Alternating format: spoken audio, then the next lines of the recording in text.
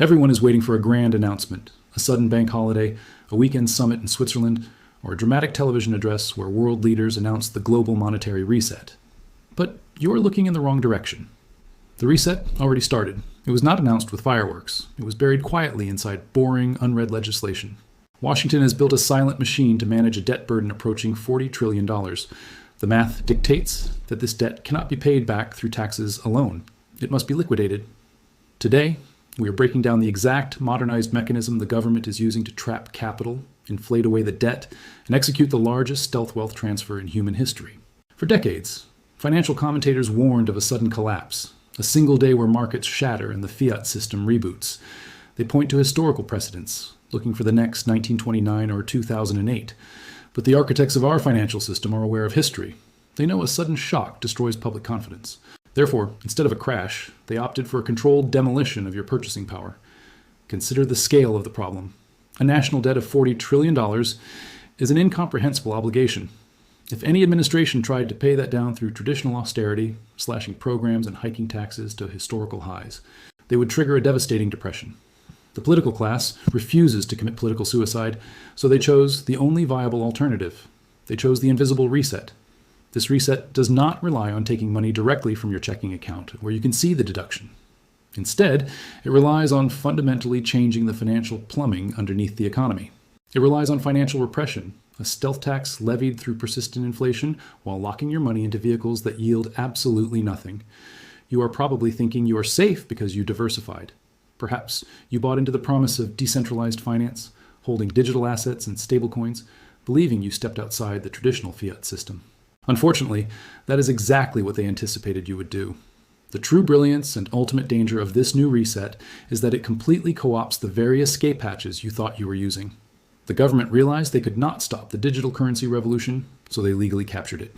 They drafted legislation that sounds highly technical, deliberately designed to bore the average citizen to sleep. But hidden inside those pages of dense legal jargon lies a trapdoor.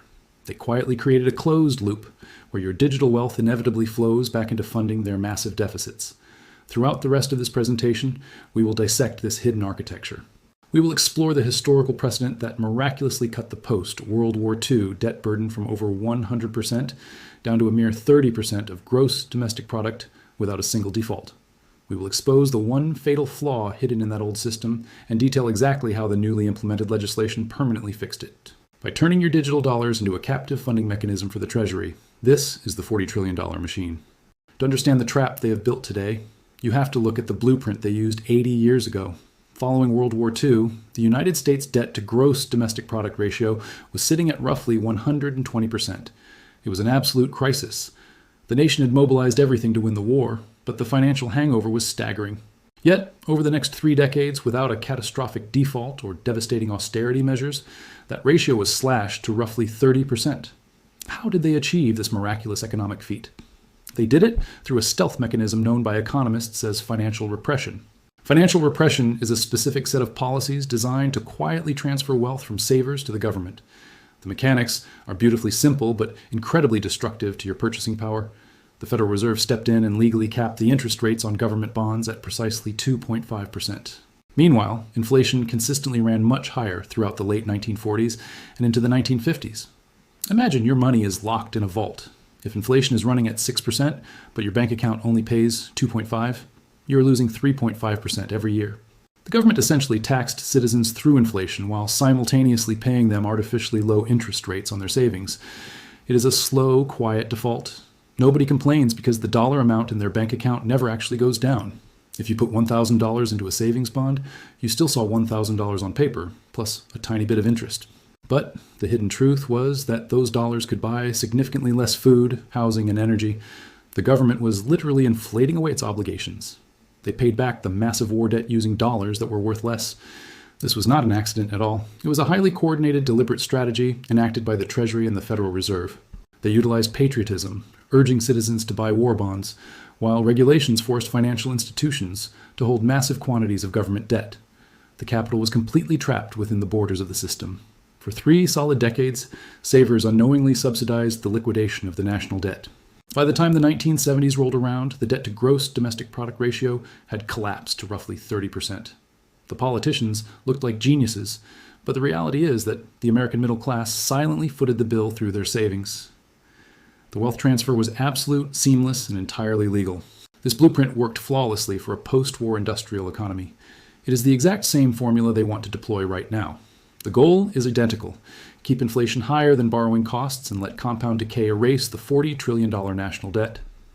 However, applying the 1940s playbook to the 21st century presented a massive hurdle.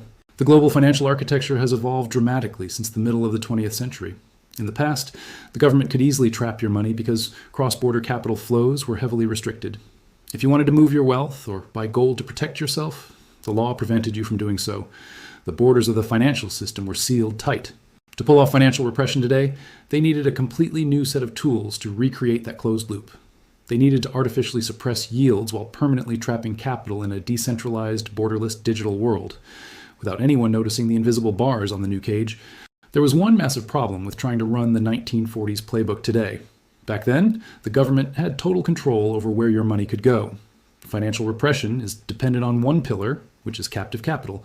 In the mid-20th century, capital controls were absolute. If you did not like the 2.5% yield, you had nowhere else to turn. The government literally banned the private ownership of gold in 1933 under Executive Order 6102. Cross-border capital flight was nearly impossible for the average citizen. The banking system was a walled garden heavily patrolled by the state. But today, money is fundamentally digital. In the 21st century, capital is no longer constrained by geography or physical banking hours. The internet transformed money into pure information, capable of fleeing a depreciating currency in mere milliseconds. With a few taps on a smartphone, an investor in New York can instantly transfer millions of dollars to the other side of the planet. When inflation started to severely spike recently, the traditional banking system faced an existential threat. The public realized that leaving cash in a traditional savings account was guaranteed financial suicide. They began looking for the exit doors. This desperation led to the explosive rise of decentralized finance. Billions threatened to leave the traditional banking system entirely.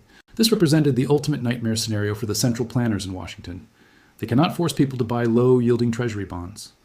Why would any rational human being accept a negative real yield when they could move wealth into a digital ecosystem outside Federal Reserve control? The mass exodus of capital would leave the Treasury with no buyers for their massive issuance of new debt. The government would be forced to let interest rates spike, which would bankrupt them, or the central bank would print the difference, risking hyperinflation. To manage the debt, the elite realized they could not simply outlaw digital money. Doing so would only accelerate the panic. They needed to execute a masterful judo move. They needed to let the public feel like they were escaping while secretly routing capital back. They needed to build a digital fence so invisible that the crypto industry itself would actually beg for its implementation. If they could capture the stablecoin market, they could capture the liquidity of the entire digital generation. They needed a legal mechanism to force creators of digital dollars to become the buyers of last resort for government debt. The trap had to be sprung without causing a panic, disguised as sensible regulation designed to protect the consumer. And that brings us to the ultimate Trojan horse of modern finance, the mechanism designed to silently close the exit doors once and for all. Enter the Genius Act. While the public was completely distracted by endless political theater, cable news arguments, and viral social media trends, lawmakers quietly drafted the ultimate solution to their $40 trillion problem.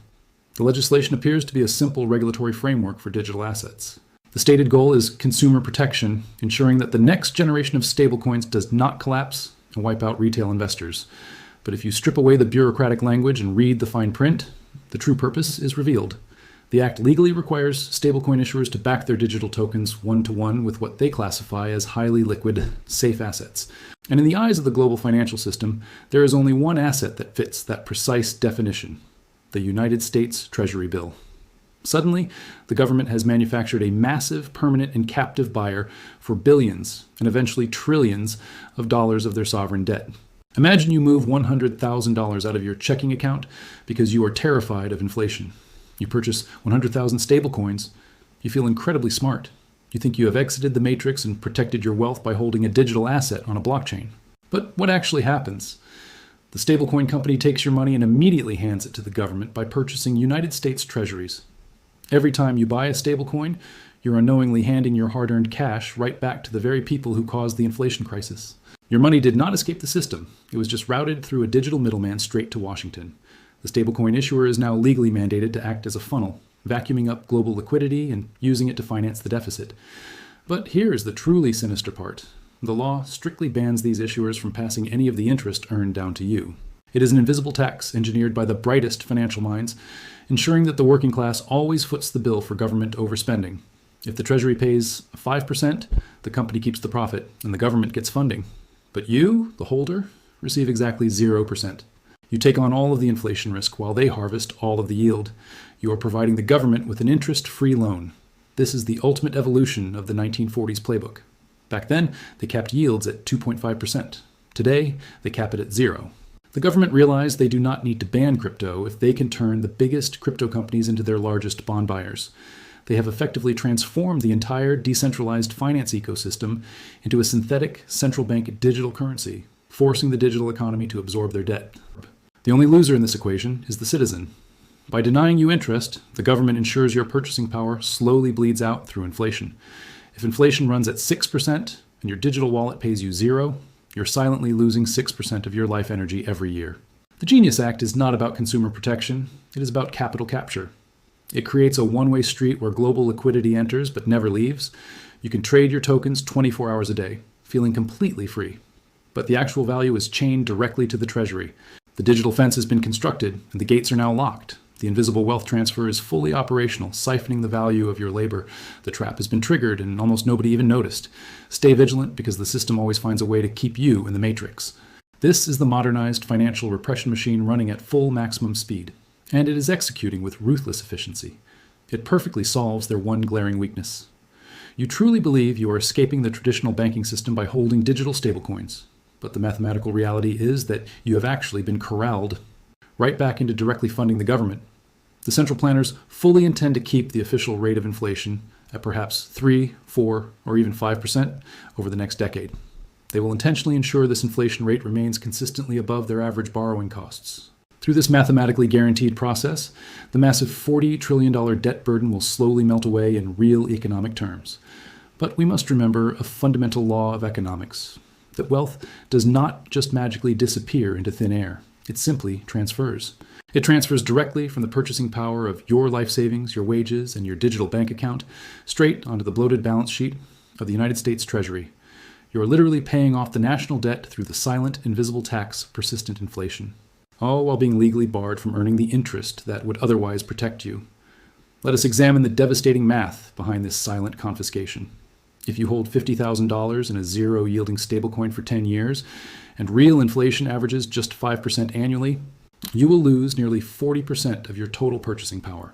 Your screen will still proudly display 50,000 digital dollars, giving you the illusion of safety. But when you go to purchase groceries, pay for energy, or buy real estate, you will discover that your money buys roughly half of what it used to. Where did that missing value go? It went to the government. They captured your wealth without ever having to pass a highly unpopular tax hike through Congress. This invisible wealth transfer is the defining financial mechanism of our modern era. It determines exactly which side of the monetary divide you are standing on.